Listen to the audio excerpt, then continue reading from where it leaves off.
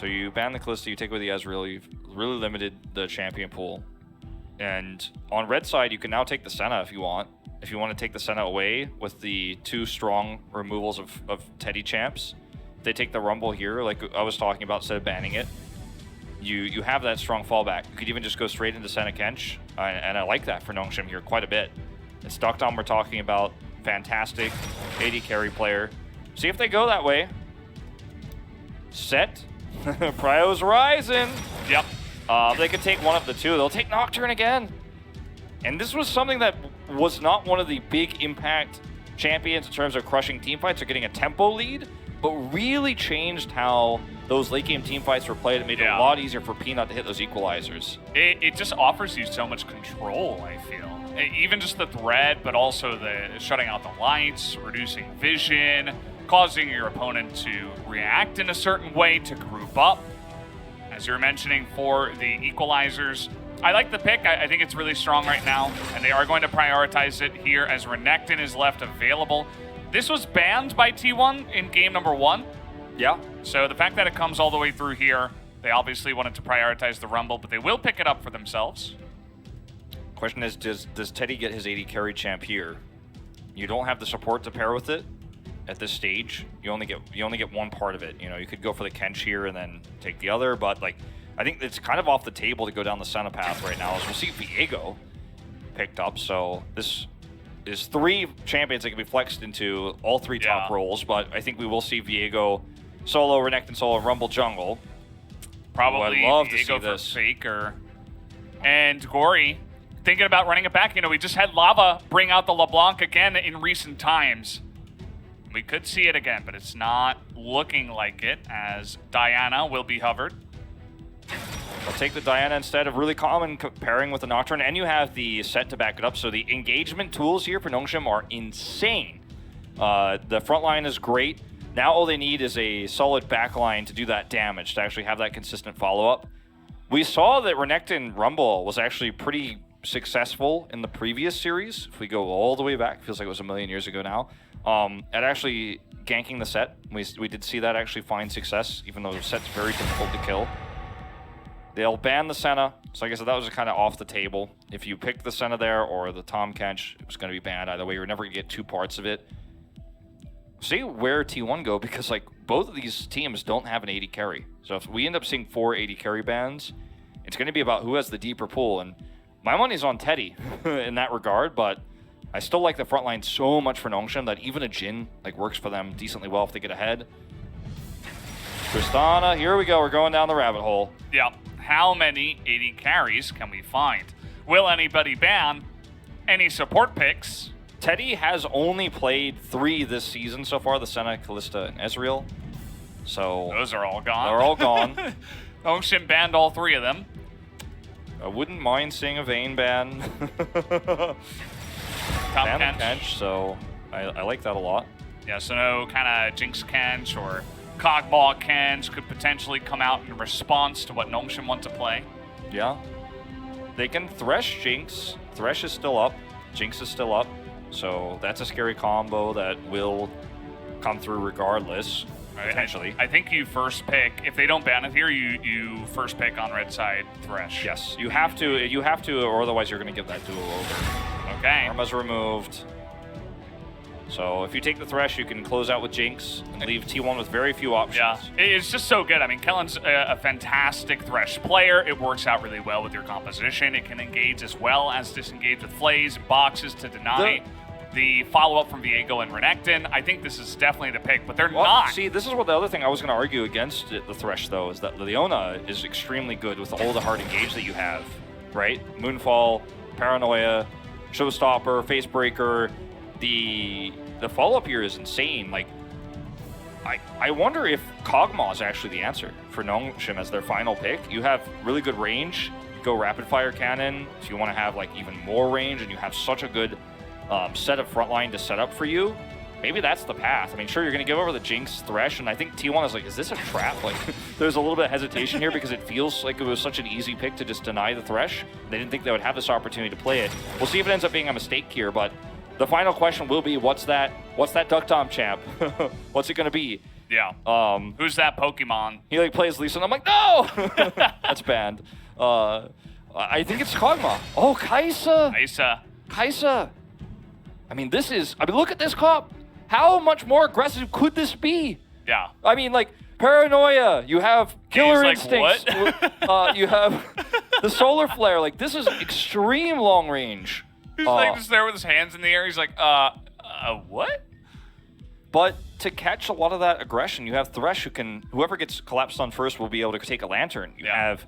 this is why I still like Thresh better, I think. I think the Thresh does really well into Leona as well. But, you know, the Leona with the long-range Solar Flare, it really adds a little bit of extra reach. So it depends on really what you want to do, but you're giving over the Thresh to carry as well. So I don't know. I don't know about that last decision, but I'm curious to see it play out.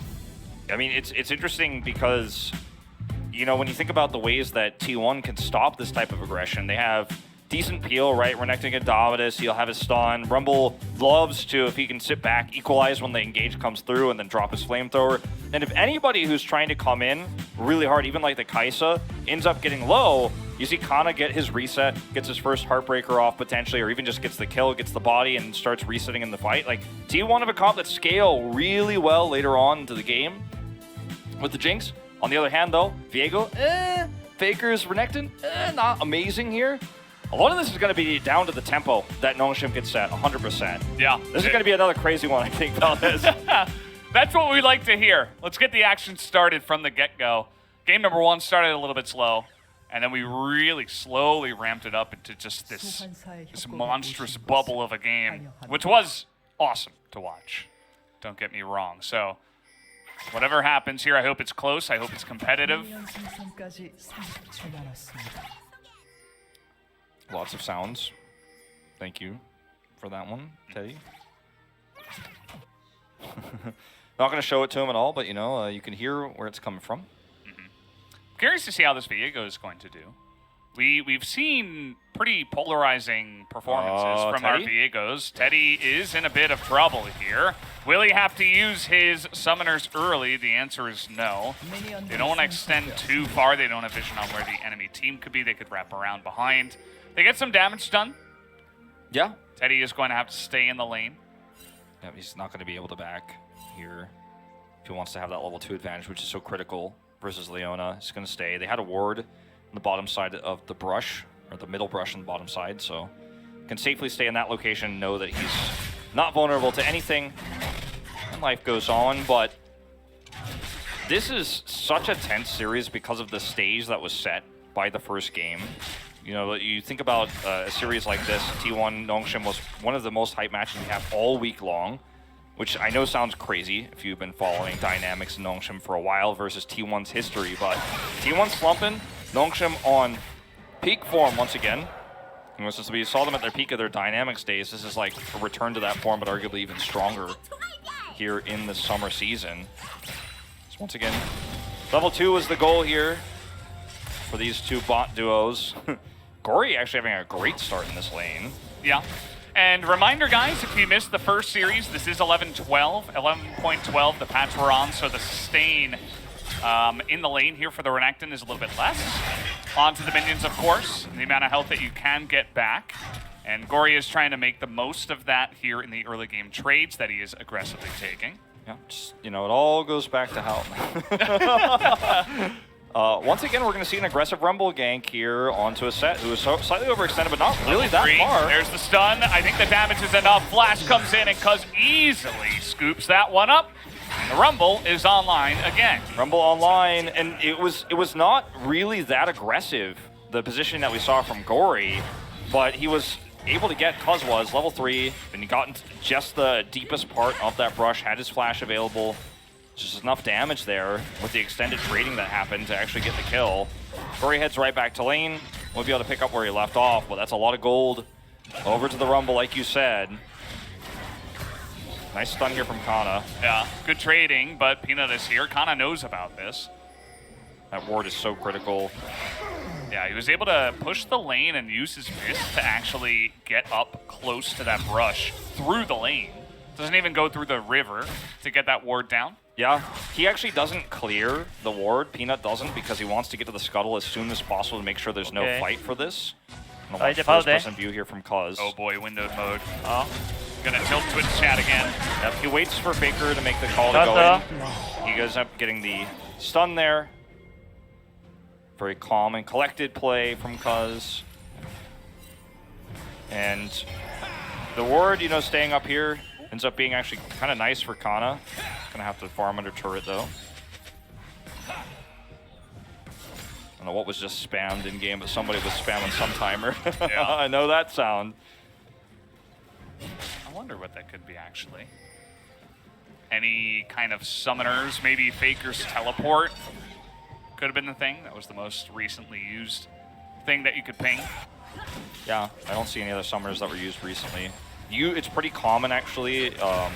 I mean, everybody knows this from their solo queue, but like in Korea, people do use the pings a lot. If you see someone use the summoner spell in lane, you'll always spam. Oh, we got a trade up here. Rich is going for it. The flash comes in, and this is a solo kill. Rich able to shut it down, and evens up that kill score in the game 1-1. A solo kill onto a Viego in this game here, pretty massive. Okay, flash on in. They're not messing around, trying to get on top of Keria here, who will flash away, but Kellen is so deep on in there. Stun comes through, and Teddy will also be chunked down. Very low mana here for Nongshim, but they did a lot of damage. You can see that Cuz on the main map, he was rotating over to maybe try to get something done himself onto Gory, but Gory is playing so passively right now. When you see that amount of trading happen in the bottom lane and nobody's there to catch that aggression, you know that it's very likely that the Rumble is nearby. Gory still, though, takes a lot of damage. Yeah. Faker, a really nice trade at the end of that. And something we noted, by the way, in game number 3 of Genji up against Live Sandbox was Fate was playing the Renekton, and when you're ahead and when you're dominating the lane, the sustain is going to matter less and less. So the nerf that we saw in 11 and 12 doesn't matter too much, especially if you can pick up some assists, some early kills, and actually gain a lead, get an early gore drinker, and you're not really worried about sustain anymore. Still ends up being a fun time for Renekton. He's not staying for a long time up here on the top side. Even though Viego has got the wave pushed towards his turret, is in a pretty safe spot. He does not have 6. Peanut, does not. Rich does, but Kana is pretty squishy though. They're trying to get the fear down, but he hits 6 just barely. Does Kana. You see that actually pop up there on the left side with the CG. Yeah, if Peanut is able to hit with the experience there that he gets while he's in there, then he can actually follow through and Moonfall. He's still going to go for it anyways. No flash. You can definitely follow up on this. Rich is taking a bunch of damage, but the follow-up comes through with the Diana, and that is a very clean dive that does come in. Peanut just going to flash for safety. Not 100% sure he had to use that, but they get the kill anyway, and it is solid. T1 going to get the first Drake, trading back here on the other side of the map, but this is starting to look like this top lane is snowballing so much that I don't know if it really will matter at the end of the day. What Viego wants to be able to do in this game as we watch this once again on live. Meanwhile, that sentence misses. It's pretty uncommon to see from Keria. It might not matter because it's 4v2 down on the bottom side. Rich has teleport. He will use it down on the bottom side, and this dive is not good. They're able to get the teleport and get out, though, which is not half bad. They need to use some time to get down here for the gank, but at least they don't botch it and lose any of their members. Yeah, I mean, they lose a teleport here, Nongshim do, but I think the biggest winner is definitely Viego. Rich is just so aggressive. He's so confident on this Nocturne as a big trade is happening in the mid lane at the same time. Dominus is used here. Gory is almost able to just snipe him there with the Haymaker. The true damage nearly landing, so Faker has to flash away. Faker flashes to dodge the true damage, does end up surviving here. But like I was saying, the biggest winner of that teleport from Rich is Kana. He's in the top lane, actually not only able to catch all of those minions and avoid actually getting completely gapped here on the top side of the map, he's also going to get a turret plate. Perfectly times the back off here as he knows the timing of when Rich is going to come back up. Teleport's been down, so he knows there wasn't any way he could get up any faster. Paranoia also used. Not that there was anyone he could Paranoia to, but very well played here from Kana, really getting a nice edge here because it was starting to look like this Viego was going to fall so far behind that he was going to get lane kingdom and then it was just not going to be able to actually do anything in this game besides side lane and maybe hope that he can catch up later on. Gory is like, all right, well, if you want to tussle with me, I'll tussle with you, but yeah, nice resets here from Faker. Denies that back. If you look at the gold difference across lanes, the top side of the map is really where Nongshim have made their stand. This bottom lane for Teddy and Carry has been totally free. Yeah, it's been good. I mean, the range advantage that you have in the lane with the combo, with the Thresh, talking about that matchup. We, though, have a 2v1 onto Gory here. The Equalizer ticking for so much damage. But look at that. They don't even follow onto Gory. No way. The missile. Oh, that was so close. Right behind him. Calculated. Hey, he's just backing. He doesn't care. Hey, but it's a good sign, Valdez, because I think that's the first time we've ever seen somebody go, well, he's got Haymaker, might as well just walk away. We're learning. We're evolving here at the LCK. That's right. Like, finally people are actually going, well, I think it was very cool, it was very close, but he is in fact set. I can see that. So okay. So we have this Rift Herald coming in, but it's 4v2 right now. The rotation from Nongshim is late. And no teleport from Gory. He has to walk. Could try to follow up, but no, it's a bit too late. This is going to be free. Kana has to give up a wave for it, but it's definitely very worth it to be able to secure that objective for your team. I think the Thresh power that we've seen actually so far from Lantern alone, even though it hasn't necessarily always been for Teddy, but for a lot of these other players, has been so massive. And we see it one time again where, you know, even though it feels like there might be maybe one way you can come in, Baker keeps doing this. And it will be worth it in the end. I mean, he's setting this one up. Baker's looking for the kill, but as you mentioned, Peanut's coming in. He's got Moonfall, but does not have Flash. The cavalry charging in from behind Faker. That was actually a little bit scary with the fog turned on. Gory ends up clearing this whole wave really easily too. They might actually, nope, they're not going to clear this vision. There's been so much vision on the top side of the jungle here for Cuz. It's been pretty massive to see some of these rotations coming through. It's a really close game, actually, so far. And neither of these comps have, you know, extreme, supreme late game supremacy over the other. So, you know, the fact that T1 have this first break is pretty massive. Uh-oh. He's just all alone here. Carry up, but they're not quite able to get the burst damage in.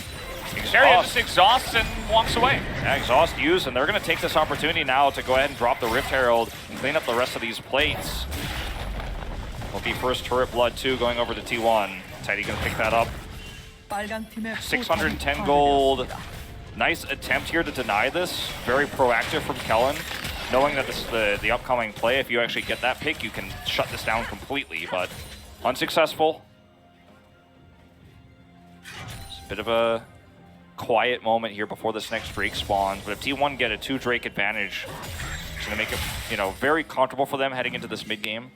Yeah, I mean, especially with the objectives they've already taken, the first Drake, the first Herald. The only thing they're kind of not enjoying is this top lane. Yeah. And you look at the side of Nongshim, I mean, the Nocturne and the Diana are immediately online, so those are going to be a couple of tools that can absolutely help you just dive in and win big team fights, especially in the mid game here. A lot of help coming up to the top side now that this bottom turret is gone. Rich was very far forward. He does react very quickly here. Maybe we'll just have Teddy and Keria trying to get a further lead here. Some additional plays. Trying to punish Keria, but Rich, maybe did he go too far? The kill not quite coming in, but Kaisa's able to get that execution. And now we have the Paranoia follow-up. The Jinx has to flash away. And this is what Nongshim's comp does. You find enemy champion, and you engage on them. You press all your buttons. Look at this. Peanut's here. That's a really great stun. Oh, that was so beautiful. Blind 2 over the wall just in case he was there. It's not over yet. Peanut once more. Still on the chase, and there it is. He's got Pro Belt. Easy peasy flash on over. You got to be careful about the Viego, but you still got so much value if you're Nongshim in that top side fight. So much extra gold. They actually pull ahead. They take a gold lead, and they're going to get an extra plate here, it looks like, potentially.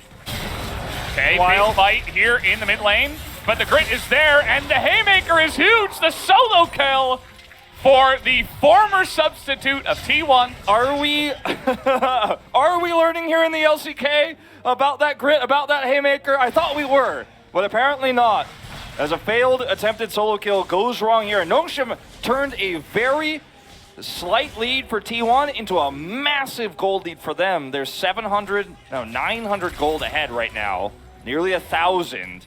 Yeah. As they take this scuttle. They have positioning to maybe even wrap up and wrap around for this Drake to even up the Heralds, or rather even up the Dragons. It's been a bit of a longer night here. I want to. Oh, okay. So we're gonna start with this. Maybe we can see the trade between Faker and Gory a little bit later. Keria is level 6 here, so he uses the box, gets feared, but he goes down so quickly. Rich does so much damage to him. The equalizer is well placed, but this is just a numbers game that you're not going to win as T1 here. Yeah, you get the flash away on the Jinx, but like once the paranoia comes through, you have to respect how quickly this team can rotate. I love the stun from Kana. But as we show, the Rocket Belt is just going to help close the distance with the flash here for Peanut to close that last gap. All right, let's see it. I mean, he stays here and keeps trading because he's got Dominus, but like, this is just a miscalculation. Like, it's just straight up, like nothing else to say about it. Does Gory say anything? Nothing. Does Peanut say anything? Peanut does. I would have actually rather watched Faker's face in that moment, to be honest. But yeah. Either way. When I looked at the items right after, I saw Faker with the Gore Drinker, and maybe he died and bought it right away. So I don't know if he had that item advantage before he went for the fight. I would assume not. I don't think so. Yeah. He just felt like, okay, I'm Renekton, I should win this, but he just got popped in the face multiple times by the set. It was pretty straightforward, just a miscalculation, as you mentioned. Yeah, I mean, last time we saw him walk away. Not this time. Yeah. So and that's just another lane that's coming online now. Yeah. Because the Nocturne and the Diana were already, holding hands and doing fun stuff up in the top side, but now the set gets an extra kill under its belt. The Kaisa got a kill in the last fight. I mean, things are really ramping up here for Nongshim. Diana also is starting to get a little bit fed, which is terrifying, right? I mean, she spikes a little bit later than a lot of AP junglers, but getting the Rocket Belt this early, getting that kill with it, she's got Sork Shoes, and now has a stopwatch, so the upcoming fight, she's going to be almost immortal. Look at Rich. I mean, he's not scared of anything. I mean, this is a kind of game where the T1 fans are going to be like, still wondering if Zeus might ever make an appearance. It's not Kana getting totally gapped so bad that you have to really criticize his individual performance. It's just that Rich is outplaying him. Interesting interaction here. Yeah, Kellen's like, well, I didn't want to go over the wall, but if that's what you insist. And, they're going to use this prio. They have rotated the lanes, and they're going to look for the second Rift Herald. It's the only big objective on the map right now. And, I thought that rotation from T1 up to the top side of the map, where Keria went pretty deep and warded, I thought that was actually a smart macro play. Yeah. Right? You try to neutralize where Nongshim are strong, and you try to basically push Rich and Peanut out of the lane and stop them from bullying Kana.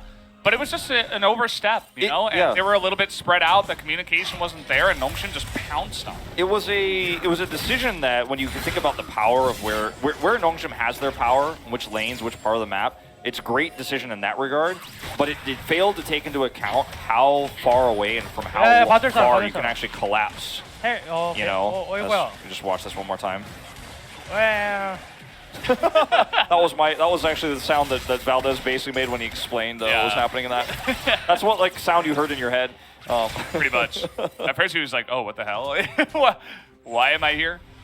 But yeah, in terms of the decision from just a straight up macro perspective and a state of the game perspective, I think it was correct. But when you think about how far Nocturne can engage with Paranoia, and I mean, if you look at this is why I was leaning towards the Leona.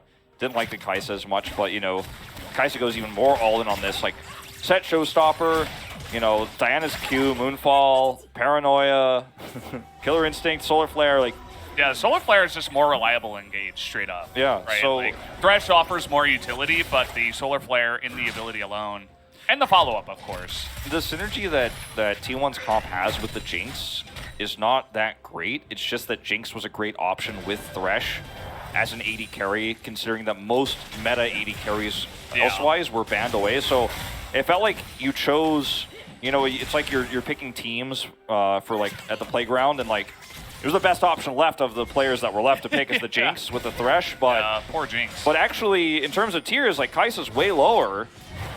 However, for the comp, it makes a lot of sense, and we haven't seen this really come online just yet, but I'm talking about some of the things that T1, some mistakes T1 might make. Yeah. That's not wrong based on, again, the map and where they are in this game, but wrong based on Nongshim's comp and how much Nongshim can punish them. Yeah, I wonder who could have been better, if Sivir were in the meta, the magic shield to just deny that. Okay, we're going to have to hold that thought. Kana, Heartbreaker's over the wall. He will get away, but that was pretty scary there for a moment. But yeah, maybe Tristana, which they banned, stuff like this. But the Jinx, you're right, it does kind of stand alone. with the Thresh down on the bottom side. We'll see if it gets value later on, but for now it's just kind of sitting there. Xayah, something else I guess you could have considered as her own kind of safety net that she can Xayah have. Khan maybe? Yeah, because that's going to help you against a lot of the engage tools that Nongshim have. You can counter some of that with the Rakan, and the Xayah can, you know, just flee away herself like into the air and be totally fine by the storm. So Nongshim going to look for a Drake advantage here now. And T1 are just not able to skirmish or fight. Look at the vision around the left side of the pit. Oh, look at all the pings. Like, T1's like, well, I can't be anywhere near that area. I can't be anywhere over there. They could be lying away for us. We don't know. I'm glad you mentioned the Jinx too, because it's funny how similar this game could have turned out to our game 3 of Gen G versus Live Sandbox. I mean, you have the same matchup at the mid lane. You have like the same kind of weak AD carry that doesn't have mobility. We had Kog'Maw in that game with not much peel. This time we have Jinx in this game with not much peel. And there could have been a scenario where, like Live Sandbox in that previous game, T1 could have gotten ahead and were the huge favorites to win, but then the Jinx goes boom, and then it's like, oh, well, we lost all our damage, and I guess we lose the fight. That's what happened in that game, where Gen G were able to take it in one big team fight where they got jumped on by the way, Diana and Set. It's really weird how these two games could have been so similar. And this meta is just so oftentimes revolving around those late game team fights because we're seeing LCK really slow down the mid game plays. And even a lead like 5 kills to 1 and 2,000 gold lead that we see for Nongshim isn't necessarily enough to guarantee you a massive lead going into the beginning of the late game.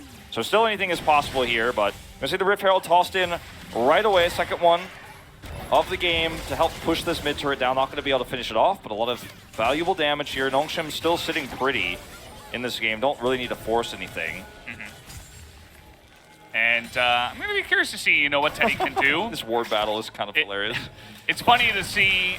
It'll be cool to see how long this game goes as well. I mean, Faker and Teddy just find themselves in super long games over and over and over again. Somehow, some way.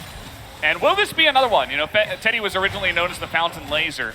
And Jinx is definitely another champion that could potentially pull that off. Look at this range and look at this threat. Like, Gory was not shown on camera there, but he was wrapping all the way around. Oh, yeah. Sometimes a solar flare like that is just going to, if T1 try to contest, they actually end up getting collapsed on, they die, they have to back away. And that solar flare almost got you a turret, right, if you're Nongshim. So I love the proactive play we're seeing here, given the state of the game right now for this squad. The set got a little bit fed, right? So you can really avoid T1 punishing you because you know they can't actually be clearing these wards safely. Gory can actually take that trip around the world without any threat. Like, look at the champions that T1 have. There's nobody who's going to meet a Set in the jungle and be like, oh, okay, well, I'm sorry, you're going to have to walk away. Actually, Set could go wherever Nobody he wants. does that to Set. Yeah. He's the boss. He could do that. That's what it says on his LoL page. But he could go anywhere he wants. It's true. Whenever he wants. We need to make like a setfacts.org kind of webpage so people can know the truth about this champion. We're just spreading truth. Everybody needs to hear our message. But yeah, Set-fanclub.com. You can't stop him from making those wraparounds right now. You could see it coming if you have vision, but if you don't, it's hard for you to even go in there and get that vision. If you don't see a set on the map, you're like always at risk. And here's another thing. Okay, so we are having more downtime. Another thing I wanted to mention is that, again, the Thresh versus Leona considerations we were making here, as Gory is just going to haymaker backwards, clear the wave. Use your body to clear a wave, yeah. The thing about Leona is that she's really kind of like a win more support as well. Like, if you're behind, solar flares feel less and less good because you just throw them out, they kind of ignore them. Maybe it can peel. It's not as good peel as Thresh though, right? Lanterns, plays, you have more utility that could have potentially been better had you been behind. But when you're ahead, you just throw out solar flares, that's potential kills. Because your team is ahead, you can jump on in, you have fed carries that can follow up on that. But when you're behind, it doesn't do quite as much. So the Leona here ends up getting a lot more value because Nongshim are ahead.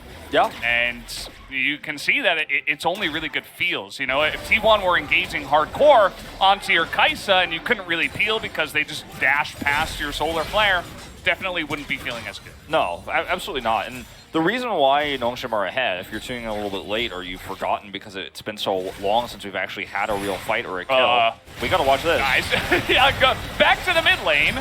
This is definitely what we want to see. So the Heartbreaker will be denied, by the way. Here comes Peanut. Here we go, just jumping on in. Ducktom is looking for the engage, but he went a little bit too far. He's going to be burst down. And now Rich is in the enemy jungle all alone, not able to do anything. Down he will go. And now it's a 5v3 in favor of T1. Nongshim, they are desperately looking to pull the triggers at any time possible, and they get themselves in trouble for it. Yeah, and it almost felt like if Nongshim won that fight by the turn we saw that was really similar to what happened on the top side of the map. I was going to say, I mean, it almost like goes back to what I was going to say and explain why T1 was behind in the first place, is fights like this, but this time it goes way better, right? Nongshim are not ready to pounce and actually punish as quickly with their comp this time when the death sentence comes through. They're going to group around this Baron, but they don't have the firepower to stop this. No control wards either. Okay, there it is. There's one. And the one does come down. Will we have any Peanut. steal from Peanut? Can he get it? No. That was down to like 24 health, but not quite able to get any kind of steal. Peanut is famous for Baron steals, but this is a move that I think he will regret, and Nongshim will regret with him. As we watch this once again, it looks like maybe there's a turn here. Kellen has stopwatch. He is able to survive. He backs off. Peanut comes through. And look at how much engage they have. This is why I was talking about the top side of the map. T1 overextend because they think they can win this fight, but there's just so many ways you can collapse in. Unfortunately, though, Kellen is super low from the earlier exchange. You don't have a Kaisa who has enough damage to kill anybody. And watch this. How much is it? 69 when it hits, and like... Nice. Maybe if you're T1. Yeah, for T1, I mean, that's a nice secure, but... You've given over a lot of extra gold to T1 too. I don't think that was the right call from Peanut. You don't want to give up a Baron, but now you've given up your life as well. I mean, I think the biggest issue with that was Duckdom killer instincting on top of Rumble. Yeah. Like, he just did nothing. He jumped in, got burned to death, and that was it. He was gone. He got zero value in that fight. Like, you can't be ahead and just lose your AD carry. As sometimes the AD carry role gets memed when you just get popped like a balloon, but you gotta look out for yourself, as now Faker's gotta look out for himself, able to dash over the wall to safety. Yep, he'll be okay. Kana's got a second item up now too. With all the gold given and the Baron buff on top of it all, like T1, we're making a big comeback in this game.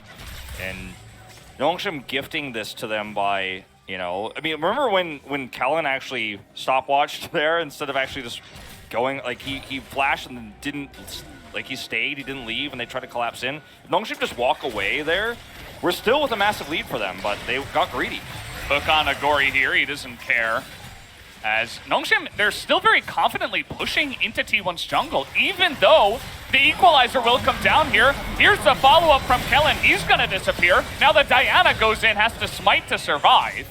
And, I mean, I suppose the only positive thing you can say about this for Nongshim is that they're buying time.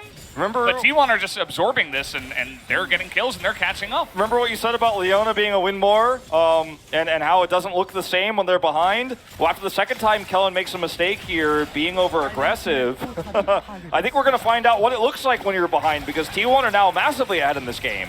They've won every single fight since that last exchange that went badly for them on the top side, because Nongshim are refusing to back off. They're actually just playing like they're massively ahead still, and crashing their heads into a brick wall every single time we look for these big engages. They don't have the damage just yet. Diana still only has the Rocket Belt and Azonia's here. You're not like going to explode T1 in one fell swoop with these engages. Rumble has a lot more damage right now. Yeah, like look at this fight again. Peanut's caught here. The equalizer comes down, and Kellen's going in. Ducktom's on the top side of the fight, but like, what are you thinking is going to happen here? Everybody's grouped up for T1. Nobody's isolated. You can't blow up targets that quickly, not anymore. Yeah, you're fighting into a choke against Rumble, Jinx, Renekton. I mean, you're not going to have a good time, especially if you get caught out like that. I think that Nongshim, you know, they have a specific goal in mind. They see their composition. It's very obvious. You all press your buttons at the same time, and you dive the enemy back line, and you just look to get hyper-aggressive. But you got to be careful in times like this. You can't just go on any given day. You got to wait for your moments, like we were talking about in the last game. I would love to see the item difference spikes for the AD carries, because Infinity Edge was purchased just now for Duckdom, whereas 3 items have been done for Teddy for a while. He also has his next BF sword online, so Infinity Edge coming up soon. You have to imagine, like, the AD carry matchup here, which has been again, a fairly boring lane to watch, but with the amount of damage that Teddy got done, got the full plates, went at top, got more value there, got so ahead, his power spike is accelerated, and that was going to be a win condition you could fall back on for T1 in this game, but now it just feels like a bonus because they've been given so many free team fights here from Nongshim, overextending, being too aggressive, that now you have a whole well-rounded team comp. Even a 2-item Viego has a stopwatch is actually relevant now. When Jinx can put people low, when you could see a really nice equalizer put people low, so Viego can pop off and get resets. It's a totally different game now. It turned on its head completely, like an hourglass flipping. And time is running out for Nongshim, it feels like, in this game, if they keep crashing into these team fights haphazardly. Yeah. You need to play around more vision or around more people getting split. Yeah, they're not even that far behind. Like, there is a couple of issues. You mentioned the items of Jinx. Now he has a stopwatch. But also the Rumble has gotten some significant gold back in his pockets, and he's going to be an issue. But yeah. I mean, you still have the same composition where if you find a Jinx, you find a Viego, somebody out of position, you can just CC them to death and blow them up. You still have that potential. That will always be there. It's just that the more time, the more levels, the more items you give to your opponent, it will be more difficult. And let's see how they set this one up, because Ward comes in. Peanut will clear that out with the rest of his team, and Nongshim, it doesn't look like they want to back down from this fight. Nope. They have vision advantage here around the pit itself. T1 are going to have to try to push mid, try to find something else, get a little bit of prio before they collapse in. It's a great forward ward from Kellen. Rich's position is so good here because he can basically be anywhere. Yeah. With his paranoia. They're looking for Gory, who is just going to engage, gets into that back line. Nice base breaker as here we go. They're diving on in, and it is just immense damage into that back line, and this is exactly what we were talking about. They get on top of Teddy. He will go down. Baker is going 1v4, but it is not going to work out. It's not a clean ace, but it basically was, as Nongshim crushed them in the fight. I'm going to have to watch that one on like times 1.25 speed to actually see who got picked first, but I think it was Keria. Just looking at death timers, it was the one who was collapsed onto when Gory goes in. There it is. Actually collapses. There's 1,000 kills for Peanut. Congratulations. A huge honor. Peanut joins the upper echelon. First exclusively jungle player to actually make that happen. So let's watch this one more time, because Gory is on the side here. Like I said, Rich can come in at any time. They collapse into Gory. He showstoppers in and actually looks for the angle here on the left side. You see the paranoia come through, and everybody gets clumped up here, but guess what? Set loves this! Imagine being Jinx. Imagine being Jinx. Imagine being Thresh even. Who cares? Like, Teddy's on the side here going, okay, well, I hope I can maybe help finish off these targets. Please help me, Faker, but no, not to be. How am I supposed to play the game? Like, set Diana. 이겼어, 이겼어. Incredibly strong. You can't actually group up like this. 카이팅해. 나 존냐 있어. Yeah, I mean, He's just 오케이. yelling to keep fighting 바로 because he 가자, has 바로 Zhonya's. yeah. The idea is like, okay, let's try to kill this Set. I don't know why teams love to do this. They see Set and they're like, okay, we have to engage. They saw him alone and they were like, oh, maybe we can catch him out alone. But everybody on the side of Nongshim can hop walls. Every single champion can immediately jump in, and then you're clumped up. This is and why the Jinx has no peel. Nobody has no peel, and you're playing straight into Nongshim's comp. the comp is, yeah, exactly. The comp has so much synergy. The execution is good here from Nongshim too. And, you know, they didn't know where Gory was. And then they focused him. He, you know, he's set. So Thresh is blown up first, and the rest of the team just falls apart afterwards. And now Nongshim have such a lead once again. Like, this game has definitely been back and forth, but Baron buffs up, Drake's, you know, 3 of them to 2, but the fact that they have Soul Point here means that the next Drake is so pressuring for T1, like they will have to actually fight over this, and I don't think they want to. Yeah, they're trying to jump onto Ridge, but I mean, Strybreaker Nocturne is always going to get away. As we have seen over the course of 2 games, it has been pretty easy for Ridge to avoid getting collapsed on over and over again. And this is what I was talking about. You know, Nongshim, they had many stumbles in the mid game, but it ends up not mattering because of their compass. Okay, let's try to kill Set again. I mean, watch this again. Like, he gets out totally fine, ends up eating the equalizer damage, but now equalizer's on cooldown, so you feel even a little bit more comfortable to push through. Look at his health bar. It's like, he got like 20% health there in like 3 seconds. Plus so two Ocean Drakes on top of it all to help heal him up. Ocean Drake value in the late game against the Rumble is so good, actually. Because oftentimes the Rumble will just kind of continue to use that later on because the cooldown's so low, but you can heal back through. Look at what's happening in this game now. I feel like that game, they crushed T1, and they crushed their spirits entirely. Will they make a stand? Will they have any hope of winning a team fight here? They're going to let all 3 inhibitors go down. Defensive paranoia here. It guarantees the 3rd inhibitor. And now the ball's in Nongshim's court here. They can back off. They're TPing in. If anybody dies here for T1, they win the game, but I think they might maybe force this back off. Rumble does have his equalizer back up. Faker's going in. Okay, equalizer does nothing. And there's the engage. The Diana goes in. The hook is good, though. Nice. Zhonya's, but Peanut might be in danger. And there is the set engage once again. Everybody tries to press their buttons, but the damage isn't enough. They're kiting back very well. And they're actually finding a way to win this one. The death sentence onto the Kaisa. T1 might have done it. They're able to get 4 here in the fight. And that is massive for trying to come back in this game. Certified Clown Fiesta, I think, is where we're at right now, Valdez. But you can't stay that long. You said the equalizer does nothing. It did very little damage, but it trapped the members of Nongshim in the base. Then you start to see the engage come through. Like, we're going to jump right back to this. The equalizer locks them in a little bit, and it makes it feel like Nongshim have to stay and fight this because they can't actually get out.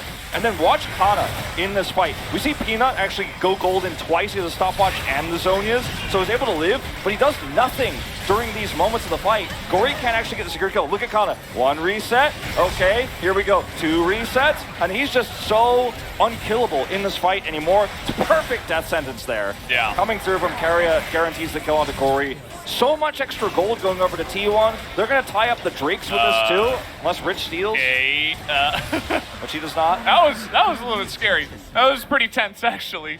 You had minions pushing in, and if you give Ocean Soul away at that point, then your souls are certainly crushed. Spirits are totally gone. This is a very crazy game, once again. We're 35 minutes in. Doesn't feel like it's that late in the game. Yeah, it's... Monte Cristo were here, man. He'd sign off on it. Somebody get him on the phone. And I think he's the one who decides what is, in fact, a Clown Fiesta, but... Absolutely. I know him pretty well. I think he would definitely approve. He might be watching right now. You never know. But anyway, now we're seeing a group up here for Nongshim. Once again, they still have those 3 inhibitors of pressure. So even though T1 win the fight, like they're still on dire straits. They run it back. They have 2 lanes pushing. Death Sentence misses.